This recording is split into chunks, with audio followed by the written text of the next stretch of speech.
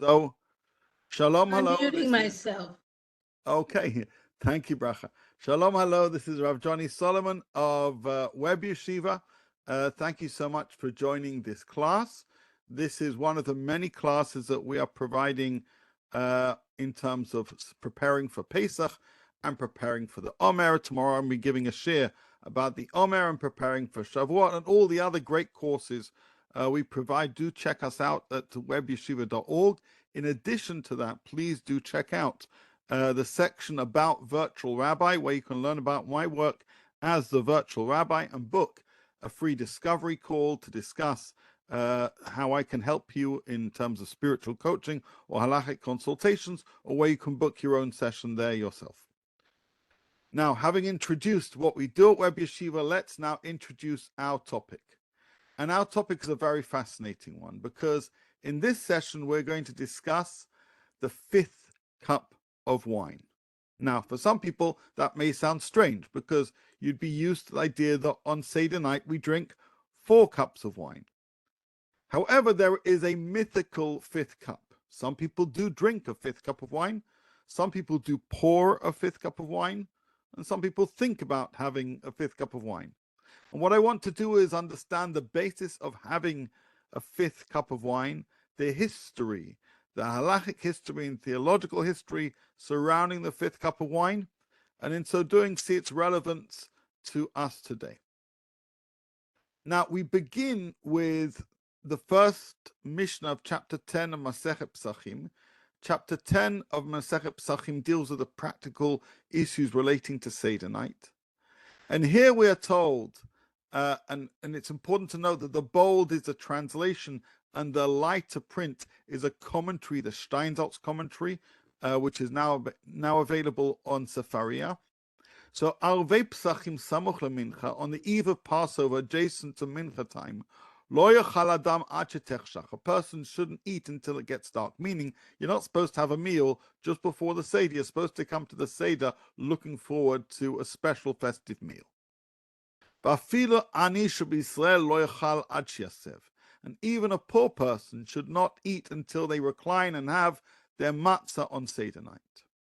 Now comes an important point, which is lo yifchatu lo me'arba kosot shel yain afilu min hatamchui.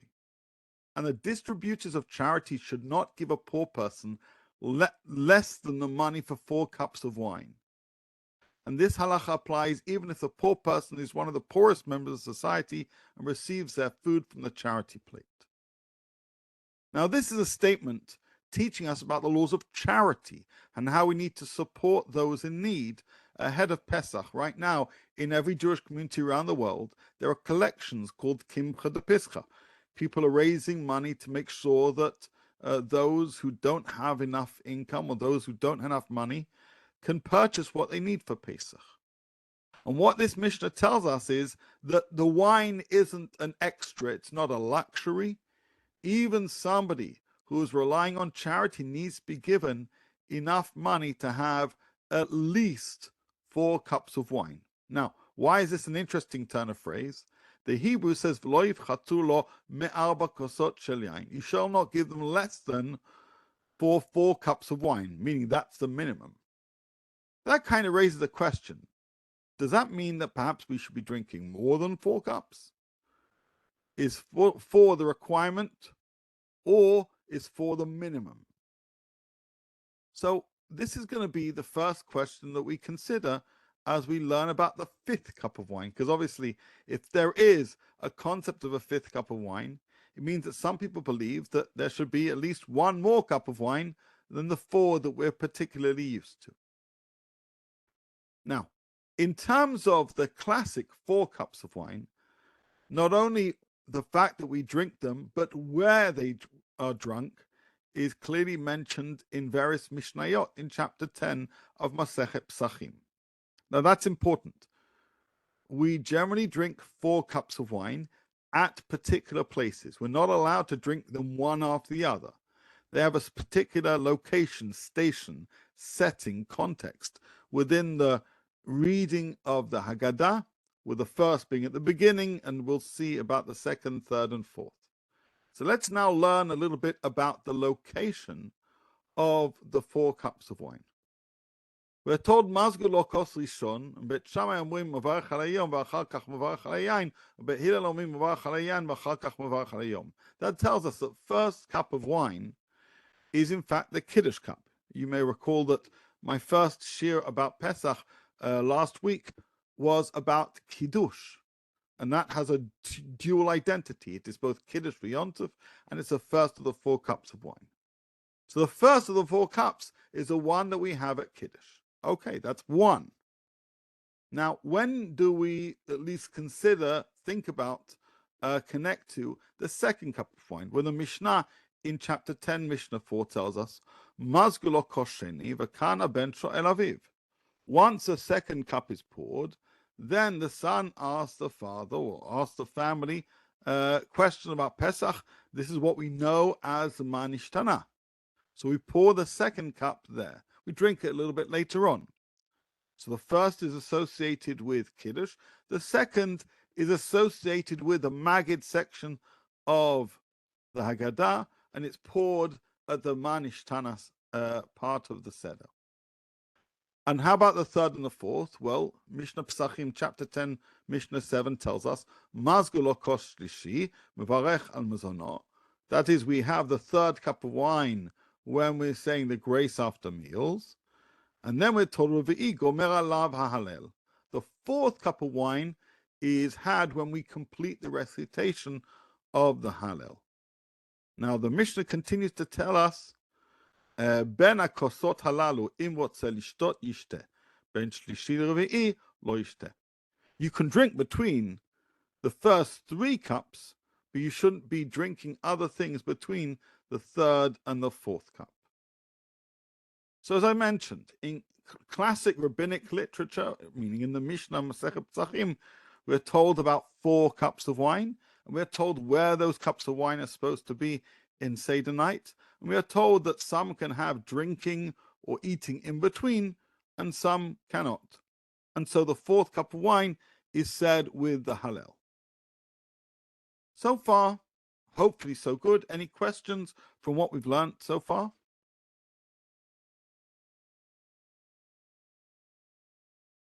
Obviously, these sources do not yet reference a 5th cup of wine. So far, we've been told that poor people need to be given enough money for at least 4 cups. And we've been told where these 4 cups appear, when they come into the Seder night, or when they're poured, or when they're drunk, etc., etc.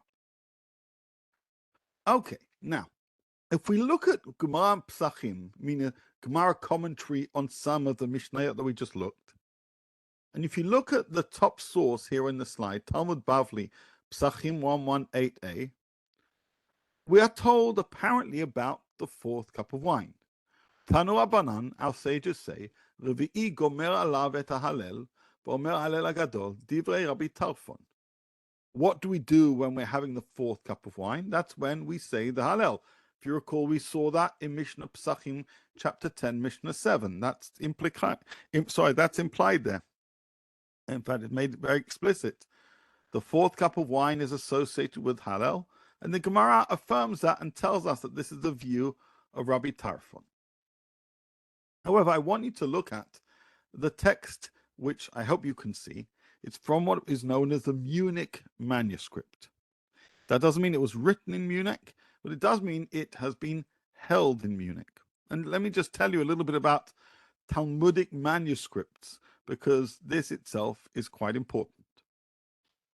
We rely on rabbinic literature to determine what to do and sometimes why we do what we do.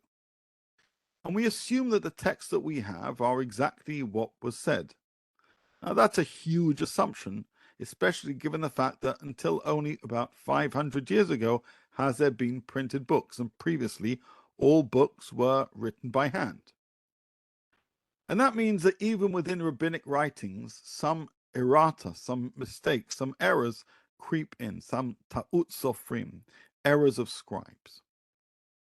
Sometimes it's hard to know which was the error, because you can have 2 texts that one says one word and one says a different word. And a scholar may well say, well, the logic of this text seems to be more robust than the logic of that. It must be that this is correct and this is a scribal error. Now here we can look at Talmud Bavli Pesachim 118a, but in a manuscript of the Talmud, which was held in Munich. In fact, this is the manuscript of all of the Talmud. We have other manuscripts with bits, one tractate here, one tractate there, or a few tractates here. But the Munich manuscript, I believe, is the largest, oldest manuscript of the Talmud. And there's a book called Dikduke Sofrim, which compares that manuscript to the classic prints of the Talmud that we have, raising questions about this differences between that text and this text. Now, why am I belaboring this point? Because if you look in the Munich manuscript, it says, Chamishi Omer Alav Halel Hagadol Divrei Rabbi Tarfon. Remember, can you see in Talmud Bavli Pesachim 118, Rabbi Tarfon tells us apparently that we say Halel Hagadol while drinking the fourth cup of wine. Whereas this manuscript of the Talmud attributes Rabbi Tarfon as saying that we say Halal Gadol while drinking the fifth cup of wine. Now, you may think, okay, so you found a manuscript that says something different. Big deal. Well, the fact is, this isn't the only source that has this version of the teaching of Rabbi Tarfon. They're teaching from the Geonim, from Rishonim. In fact, the Bet Yosef, Rav Yosef Karo himself, writes that numerous Girsaot, numerous versions of the Talmud, say that Rabbi Tarfon says we say Halal HaGadol while drinking a fifth cup of wine. So though we have in the Mishnah reference only to 4 cups of wine, we have a text which tells us that one of the great scholars of the Mishnah believed it was appropriate to have 5 cups of wine, and the fifth would be drunk during Halel Hagadol. So that basically tells us, or that implies, that this text in front of us, Talmud Bavli Pesachim 118a, is in fact incorrect, and that the real text should say Chamishi Gomer Alav Halel, not Rabi'i. Now, before we jump ahead, any questions about this screen and this distinction, because it's super important. According to our Talmud, Rabbi Tarfon is speaking about a 4th cup of wine and having that during Hallel.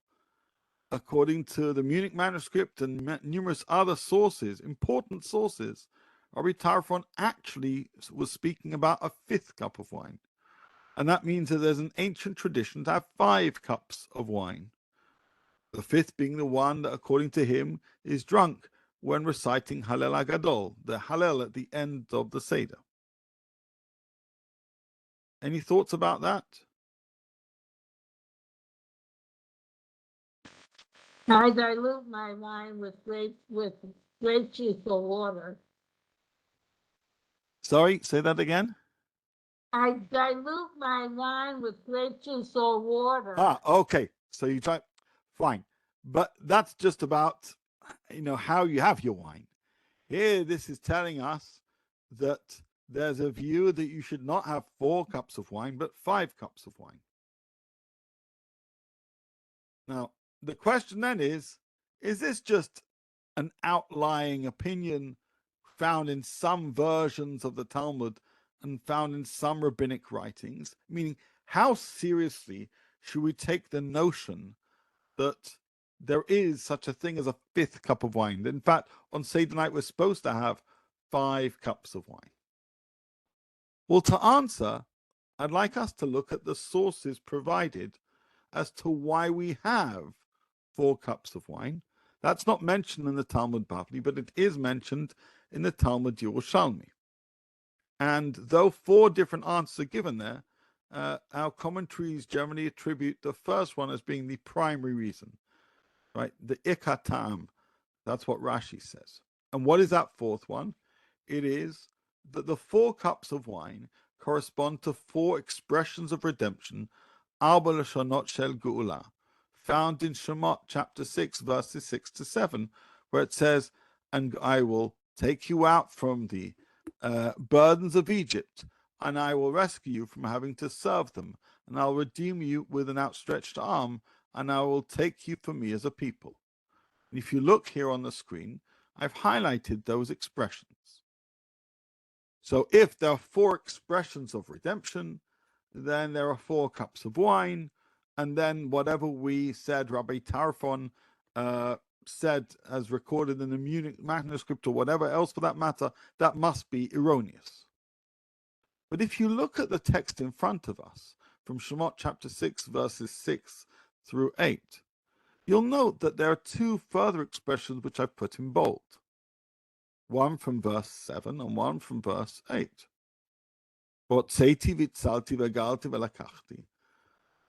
there's a further expression, Vidatem ki ani Hashem Elokechem, and you shall know that I am the Lord your God. And a further expression of and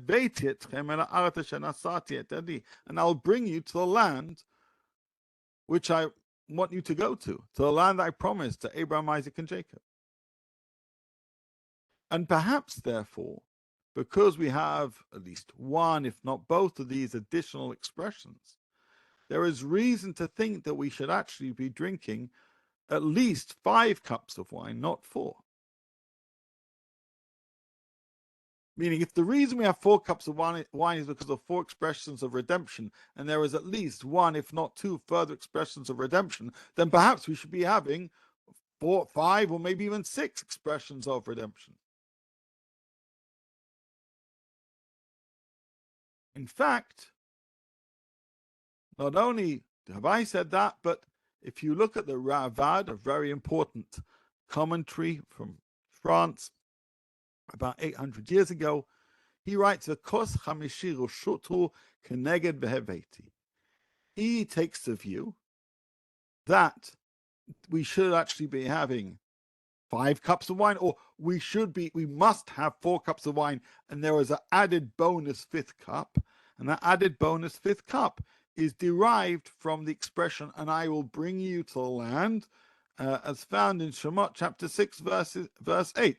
Ve'aveti etchem el haaretz. So, if you're of the view that from these verses there are only 4 commands from which we learn to drink wine, then that's why we have 4 cups of wine. If you think there are more, then perhaps we should have more.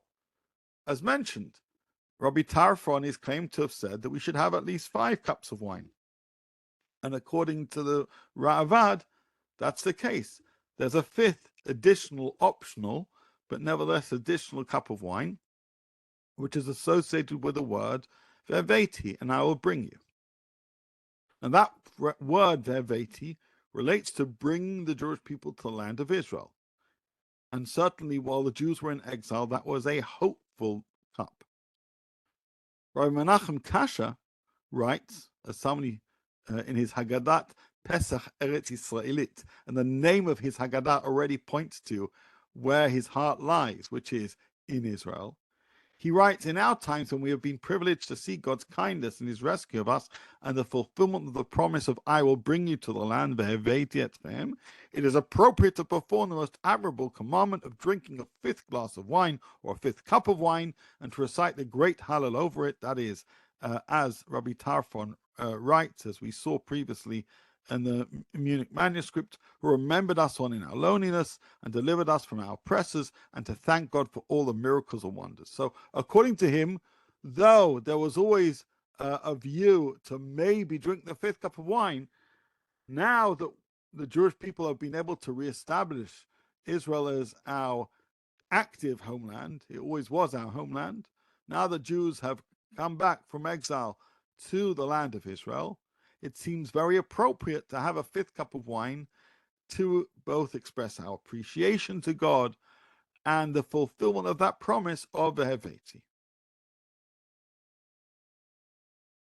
Any questions so far?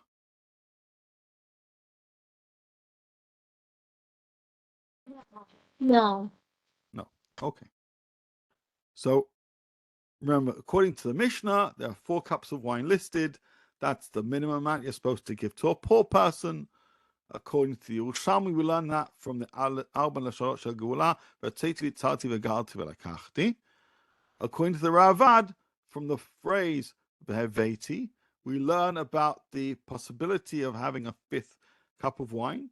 There's an allusion to a fifth cup of wine in a teaching of Rabbi Tarfon, though not found in our version of the Talmud, certainly found in many others and other rabbinic writings. And according to Rabbi Kasha, especially now that Jews have returned to their homeland, it seems appropriate for us to be drinking a fifth cup of wine.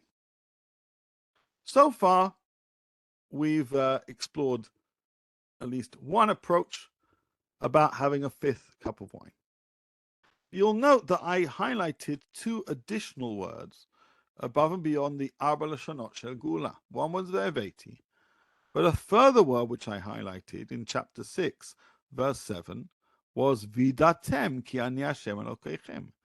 And you shall know that I am the Lord your God, who's taken you out from the burden of the enslavement in Egypt.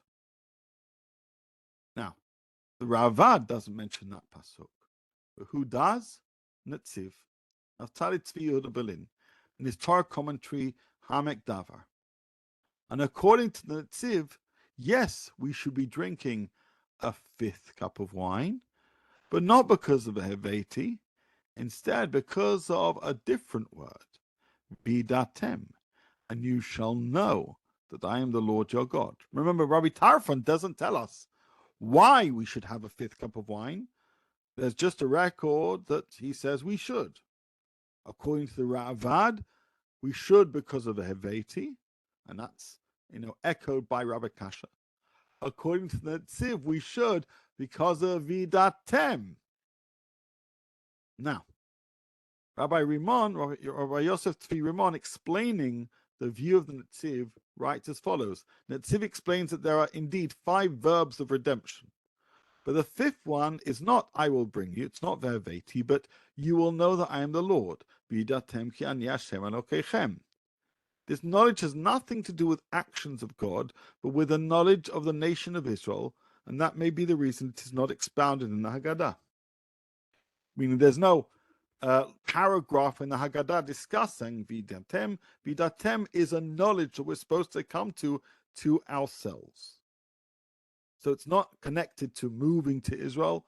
Doesn't have a Zionist twist, which some people may imply from what Rabbi Kasha writes. Instead, it is to do with a sense of the knowledge of God. Vidatem ki ani Hashem Elokeichem. So to review, though we have the Arba Lashonot Shel Gula mentioned in the Yerushalmi, in fact, when you look at the Psukim, there are 2 further expressions. One is Vidatem, one is Ve'eveti. According to the Ravad, Ve'eveti is a source, a biblical source, to support the drinking of a fifth cup of wine, which he writes is a reshut, is optional, it's not a chovah. But that also relates to going to the land of Israel, returning to the land of Israel. And since that has happened in a recent age, according to Rabbi Kasha and others, there is a strong reason to drink a fifth cup of wine to demonstrate the fulfillment of Ve'eveti. According to the Netziv, a fifth expression in this list is Vidatem, and you shall know the Lord your God. And this has nothing directly to do with moving to Israel, although certainly it's then followed by Ve'eveti, but instead it's about us having an awareness that by being brought out of Egypt, we are aware of God, aware of God's intervention in our lives, and that should enhance and strengthen our faith. So we've seen now 2 conceptions of why a person may wish to have a fifth cup of wine, or 2 biblical words giving support for the view of Rabbi Tarfon, mentioned as we saw in the Munich manuscript, as saying that we should be saying a Hallel when drinking a fifth cup of wine, in contrast to the text that we have in the Mishnah, in the Gemara, where it says that you drink a fourth cup of wine when saying Hallel Hagadol. Now, I mentioned that many sources do associate Rabbi Tarfon with the Kos Chamishi, with a fifth cup of wine. And I also mentioned that the print of the Talmud that we have doesn't mention that. In fact, it says that Rabbi Tarfon says you drink a fourth cup of wine when saying Hallel Hagadol. Now, Rabbi Tarfon was a Tana. He was a teacher from the Mishnah. But it seems to be that this debate, whether you're supposed to have 4 cups of wine or 5 cups of wine, not only actually took place around the time of the Mishnah, but it continued.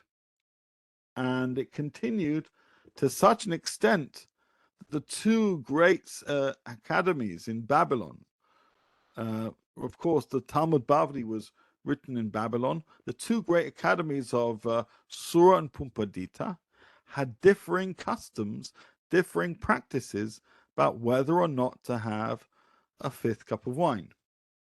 And this comes from Rabbi Dr. Saul Lieberman's Hayushama Kipshuto, where he writes as follows, and I'm just pointing, ben Sur Pumbedita b'inyan dezeh, regarding the disagreement between the academies of Sura and Pumbedita, 2 great Talmudic academies in Babylon, basically we're talking about in the 600s, 700s, 800s. Shebesura shatu hey kosot u'pumbedita rak arba. In Sura they actually drank 5 cups of wine, whereas in Pumbedita they only drank 4. Meaning there was already a situation where some people in some communities intentionally drank 5 cups of wine, reflecting that view of Rabbi Tarfon mentioned in the Munich manuscript. And there were others who drank just 4 cups of wine. So that tells us that there's already been a practical debate regarding whether there should be a 5th cup of wine drunk on Seder night for at least, for significantly over 1,000 years. Some people do one, some people do another. And in fact, Saul Lieberman then proceeds to mention how in the Haggadah Shel Teiman, can you see that there? In the Yemenite Haggadot, it says, Amur Chachamim Chamisha Kosot Shel Leilei HaPesach, Remes Chamisha Dvarim. It references the fact that people drink 5 cups of wine, and Yemenites today drink 5 cups of wine, and that is what they do. And Rabbi Kapach, that great Maimonidean scholar and Yemenite leader, he was very emphatic that everybody in Yemen drank 5 cups of wine.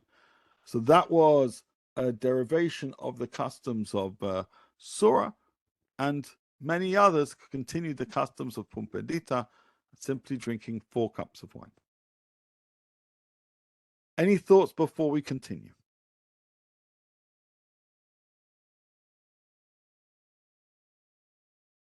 We've already covered quite a bit of ground in terms of why people might wish to have 5 cups of wine, and different communities doing different things based on different teachings or different versions of different teachings. Now, we often refer to the Shulchan Aruch as being not necessarily the final arbiter, but a major arbiter of what to be done. So does the Shulchan Aruch tell us to drink 5 cups of wine on Seder night or 4 cups of wine on Seder night? Well, it does something quite strange. If you look in the Shulchan Aruch Orach Chaim 481, and I want to stress that number, 481, Paf Pei Aleph, we are told, Acha Abba Kosot Eino Rashai Lishtot Yain Elamayim. After you have your 4 cups of wine, you're not supposed to have any further wine. Instead, you're only allowed to drink water. Well, that tells us that according to Rav Yosef Karo, you're only supposed to drink 4 cups of wine. Hagar, this is a gloss now of the Ramah. All other drinks besides water have the same category of wine, meaning after the 4th cup of wine, according to Bet Yosef, no further beverages other than water. But then he adds, ומישהו איסטניס או תאב הרבה לשתות יכול לשתות כוס חמישי ויאמר עליו הלל הגדול. A person is super thirsty, they can drink a 5th cup of wine while saying Gret Hallel. This is quoting the view of the Mordechai. So what the Mordechai has done here is take the view of Rabbi Tarfon that we saw in the Munich manuscript Still, because that's not found in the general print of the Talmud Bavli and many other sources, he says, what do I do with this opinion? I know that some people drank 5 cups, some people didn't, but it didn't necessarily catch on, especially in Ashkenazi communities. So you know what I'll do? I'll say, if you're not well, or if you're really, really thirsty, then you can have a 5th cup of wine, and you should have it here, because that keeps to the view that you could have 5 cups of wine, with a 5th being drunk during Halal Gadol. So basically, an outlying halachic opinion has been brought into normative halacha by saying, if you're not feeling well, you're feeling delicate, you can do this. So here is a hint to drinking a 5th cup of wine, but not necessarily because it's the right thing to do, or the good thing to do, or because of Eveta, or because of Vidatem, but instead, if you are feeling delicate, or you're really, really thirsty, then you can drink a 5th cup of wine at this point in time. So it's taking Rabbi Tarfon and trying to give it some kind of representation, although framing it from a point of weakness, not necessarily from a point of ideology, or because of a biblical word like Ve'eveti or Vidatim. So that's a Shulchan Aruch. And only in the Shulchan Aruch chapter 481 is there a direct reference to a Kos Chamishi. Now, let me just see if I go to Google, and I did this a couple of hours ago. If I Google 5th cup of wine, can you see that there? Literally, this is a screenshot from my computer. Do you notice what comes up on Google as an assumed identity of the 5th cup of wine? You see what it says there? It says Elijah's cup. In fact, according to Google, and by the way, this is a great example of why you shouldn't Google things. Google may be helpful for very simple things, but there is a lot of nonsense around.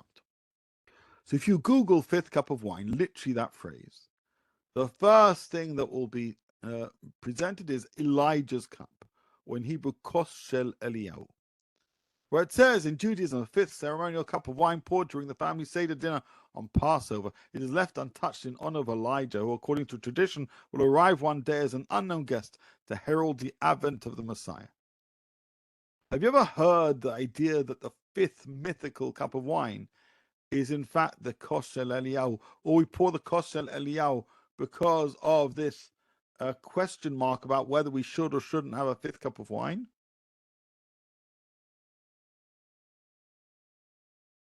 Well, some people do. The question I'd like to raise is that true?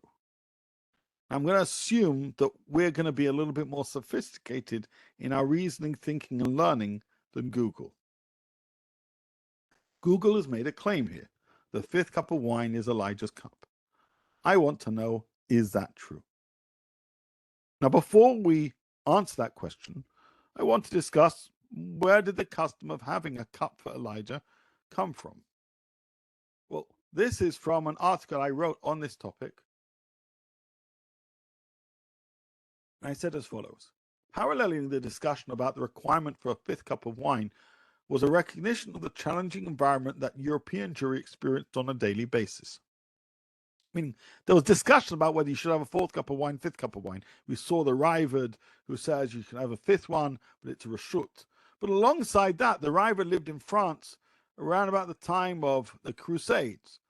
Now, and at that same time, frequently in medieval Christian Europe, blood libel claims were placed on Jewish communities.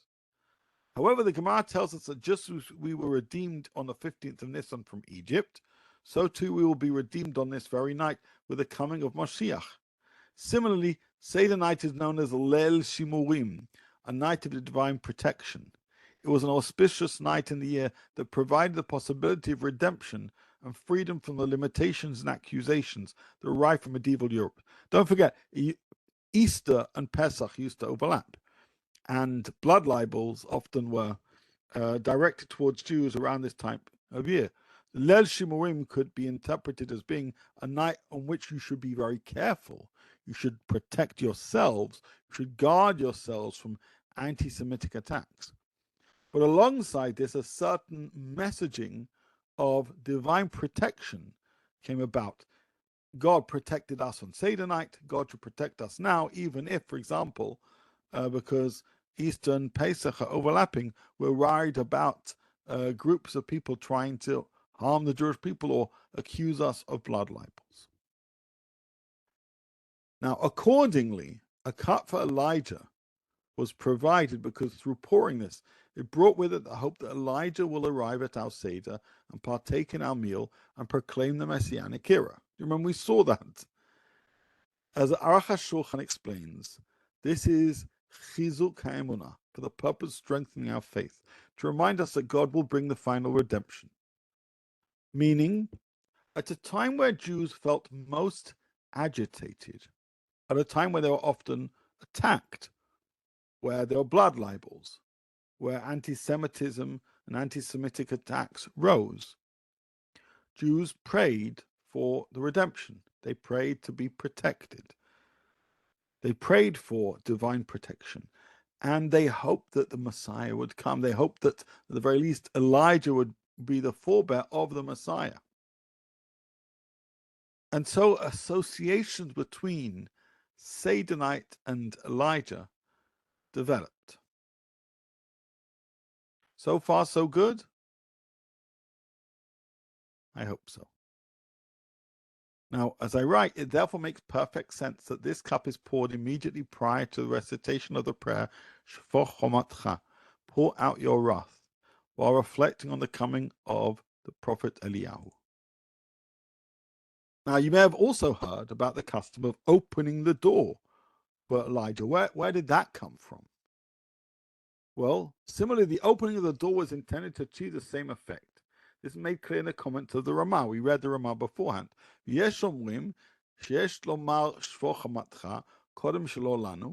Some say that we should say the pour out your wrath teaching just before the Lo Lanu passage at the beginning of the second half of the Hallel.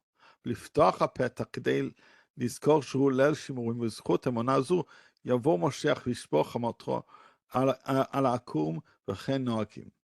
You should open the entrance of his house before it says a prayer in order to remember that tonight when we are protected by virtue of this faith, Moshiach will arrive and pour out his wrath on the idolatrous enemies of Israel. This is in fact the practice. Now it's significant. The Ramah says this. Ramah, he's living in Poland, he's living in Europe. He knows full well that Easter and Pesach overlap. He knows full well the blood libels are happening. In fact, he references this himself. And so people open the door as a way to truly express their aspiration, their belief, their faith that Elijah will come and make some of their hardship and some of the threats they're experiencing go away, and they will see the redemption. So we mentioned this thing about a fifth cup of wine, but now we're mentioning that people used to pour out a cup of wine for Elijah, or used to open a door for Elijah, and used to hope that on Seder night, the kind of threats that they were receiving would go away. Now, as I write, although this source, the Ramah, only mentioned the opening of the door, we find in the Shulchan Aruch Harav from Shno Zalman of Liadi, the Balatanya, that he actually directly refers to a cup of wine. He says, and I'll read from the English, in some communities there's a practice not to lock the rooms where one sleeps on Seder night because it is a Leil Shimurim for all the Bnei Israel, for all generations, to be taken out from this exile. And were Eliyahu to come and find an open door, we would go out to greet him enthusiastically. We believe in this, and there is great reward in maintaining such faith. However, in communities where there are thieves, where there's crime, we should not rely on a miracle. You shouldn't leave your doors open. And then he adds, and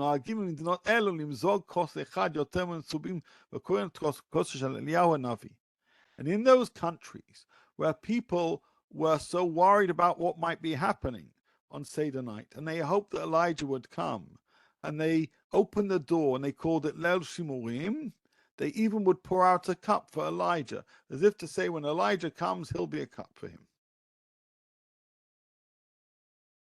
So we previously mentioned the machloket about whether you have 4 cups of wine or 5 cups of wine on Leil Seder.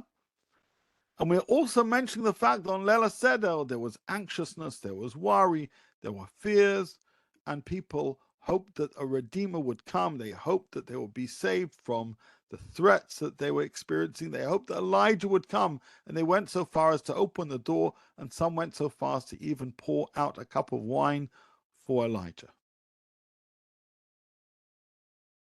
Now, do you remember we saw on Google, when I Googled fifth cup of wine, it came out Elijah's cup. And I said, don't believe everything you see on Google. The assumption that this search is telling us is that the fifth cup of wine that Rabbi Tarfon was mentioning, the fifth cup of wine that the Raavad was discussing, is somehow connected to Elijah, to hope, to Messiah, to fear, to Leil Shimurim, all that kind of stuff. But you'll note that none of the sources we've looked at over here have referenced the fifth cup of wine. They've referenced a kosher Eliyahu, meaning there is kos chamishi and there is kosher Eliyahu, and they're not the same. Now, as I've written, despite the clarity of the above presentation, many assert that the fifth cup of wine is a kosher Eliyahu. That's what Google suggested, and vice versa, basing the assertion from a comment attributed to the Vilna Gaon. We are told in Tamei HaMinhagim Makor HaDinim, the reason why we pour a fifth cup and call it the kosher Eliyahu HaNavi is because there is a debate in the Gemara whether we need a fifth cup, and no clear rule was decided. When Elijah comes, the doubt whether there are 4 cups or 5 will be resolved. Therefore, we pour a fifth cup because of the doubt. We do not drink from it. So Tamei HaMinhagim basically says a kosher Eliyahu is an invitation for Eliyahu to come and resolve this halakhic query as to whether we're supposed to have 4 cups of wine on Seder night or 5 cups of wine on Seder night. That's interesting. And in fact, if that's the reason, then Google didn't get it wrong. But I'm going to tell you that I don't believe that's correct. In this instance, we label the fifth cup of wine as kosher Eliyahu because according to that reasoning, according to reasoning attributed to the Vilna Gaon, Eliyahu HaNavi solves halakhic problems. The arrival of Elijah will provide a solution to many unanswered questions in Jewish tradition, including whether we should drink a fifth cup of wine on Seder night. As such, a cup is not for Elijah to drink, instead it's for Eliyahu to determine if it should be drunk. It's as if it's an exhibit for Elijah to paskin on. Should you have 4, should you have 5? That's a claim made in the name of the Vilna Gaon. But as I write, the problem with this argument is that the Vilna Gaon in his gloss on the Shulchan Aruch says nothing of the sort. The Vilna Gaon rules clearly that we are required to drink 4 and not 5 cups of wine. He doesn't ever mention 5 cups. Similarly, the Haggadah attributed to the Vilna Gaon, there is no mention of the 5th cup. Accordingly, it would appear that the assertion that these 2 cups are one and the same cannot be maintained. In simple terms, the claim made in the Tamei HaMinhagim and Makor HaDinim, the claim made by Google here is incorrect. 5th cup of wine is one thing, Elijah's cup is another thing, and they're 2 different concepts. The 5th cup and the kosher Eliyahu represent 2 different concepts and are distinct practices. And as the Bavitcher Rebbe points out, and these Chidushim U'Bi'urim B'Yichot Pesach, they are referred to by different names. One is Kos Chamishi, one is Kosher Eliyahu, and are mentioned in different chapters of Shulchan Aruch. Do you remember I mentioned before how Kosher Eliyahu is mentioned in Orach Chaim 480. Kos Chamishi is mentioned by the Ramah in Orach Chaim 481. If they're the same thing, they should be in the same chapter. They're not the same thing. That's why they're in different chapters. I know one is consecutive to one another, but by virtue of not being in the same chapter, it tells us it's a different thing. So the question then is, so what should we do? There's a machloket whether you have 4 cups of wine or 5 cups of wine. We mentioned it according to the Mishnah, according to the Bavli, there's only reference to 4 cups of wine. According to the Munich manuscript, we claim that Rabbi Tarfon said we should be having a 5th cup of wine at Halal HaGadol. And many other Rishonim seem to support that conjecture. And why might we do that? Perhaps for Veti, as mentioned by the Raavad and Rabbi Kasha, or maybe because Vidatem, as mentioned by the Netziv and explained by Rav Rimon. And yes, there's a kos shel Eliyahu, but that's to do with hope. That's to do with hope that Jews shouldn't suffer anti-Semitism, as they did so often on Seder night. But what should we do nowadays? In light of all the above, should we drink a fifth cup of wine? Rabbi Menachem Kasha, and we quoted him before, argues that since the establishment of the State of Israel and following the great miracles during the Six-Day War, a fifth cup of wine should be drunk in recognition that the fifth expression of Veit is currently being realized. Jews are returning home to their promised land. God is fulfilling the promise of Veit, I will bring you, and therefore it seems appropriate to drink that fifth cup of wine. However, Rav Soloveitchik is quoted as having stated that at the end of the day, our Seder's 4 cups. I mean, the Mishnah still only mentions 4 cups. The Gemara, Bavli, only mentions 4 cups. Pouring a fifth cup to symbolize a land, that is according to the Raavad and Rabbi Kasha, would only serve to distract us from the real purpose of the evening. I mean, if you're starting to talk about Verveti, then maybe you'll forget talking about Sipiat Mitzrayim, the actual Exodus. Of course, that rationale is very different if you adopt the view of the Netziv, who says a fifth cup of wine is aligned with Vidatem and not Verveti. As mentioned, some Yemenites drink a fifth cup of wine. Many people have adopted the Heveti and been inspired by the instructions of Rabbi Kasha and others, and many people don't. And there are some people who pour a cup for Elijah, and some people assume that that cup is something to do with the fifth cup of wine, but as mentioned, I believe that that is erroneous. We're about to wrap up. Any quick questions about the things we've covered so far?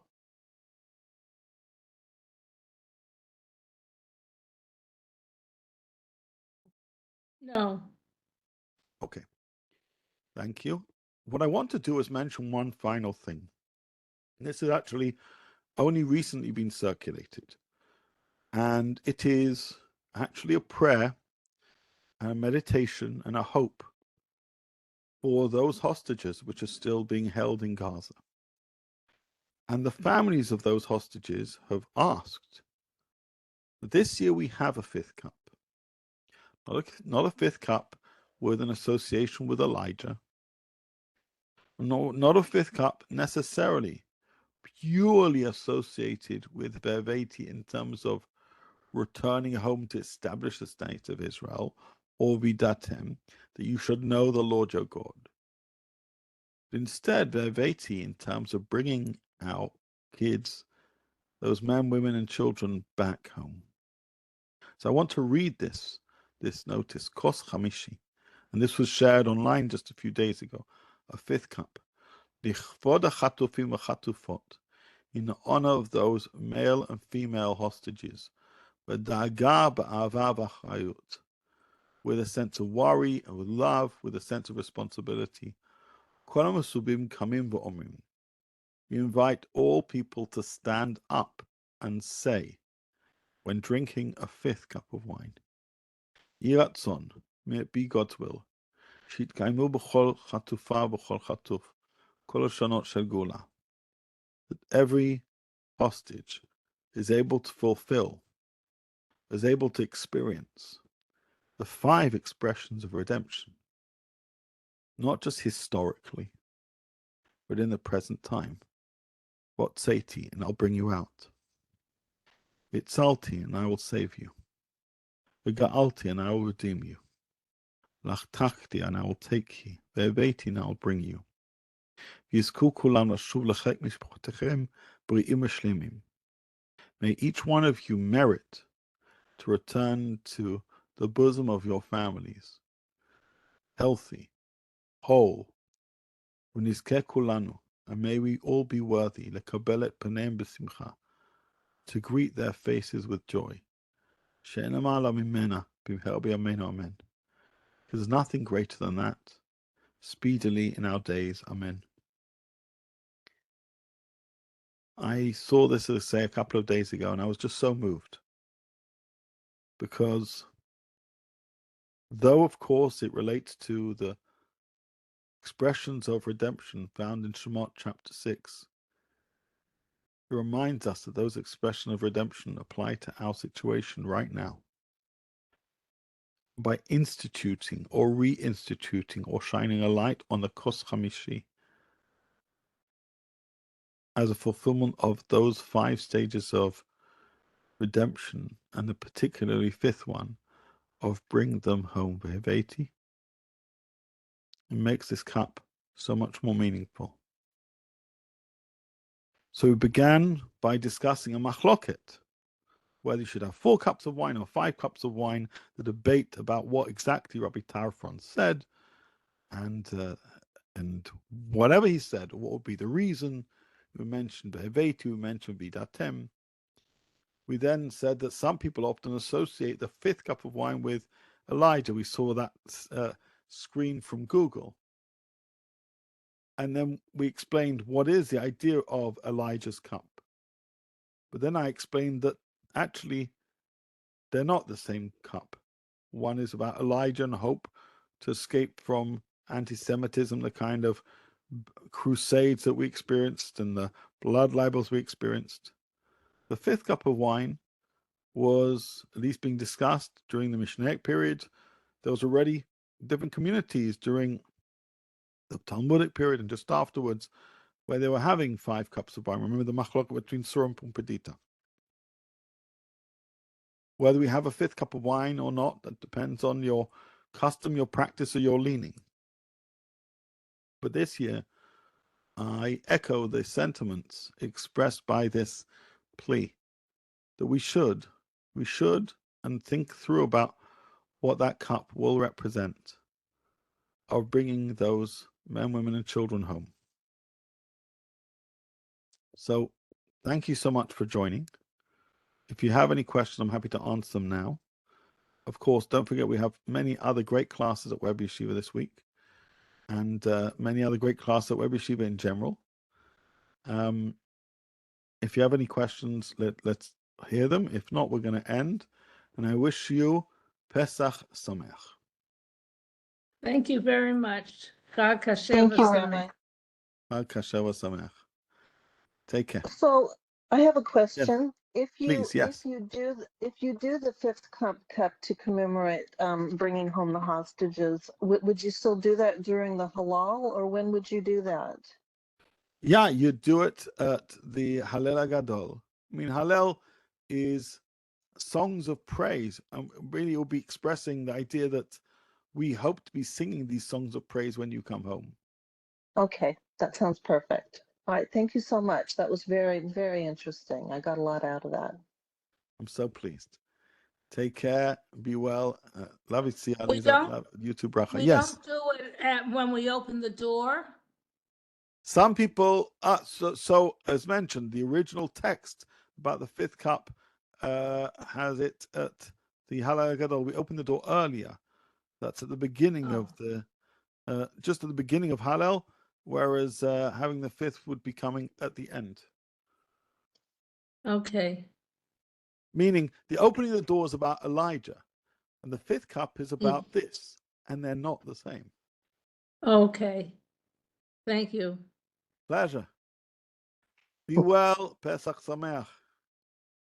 Pesach Sameach. Take care. Bye-bye.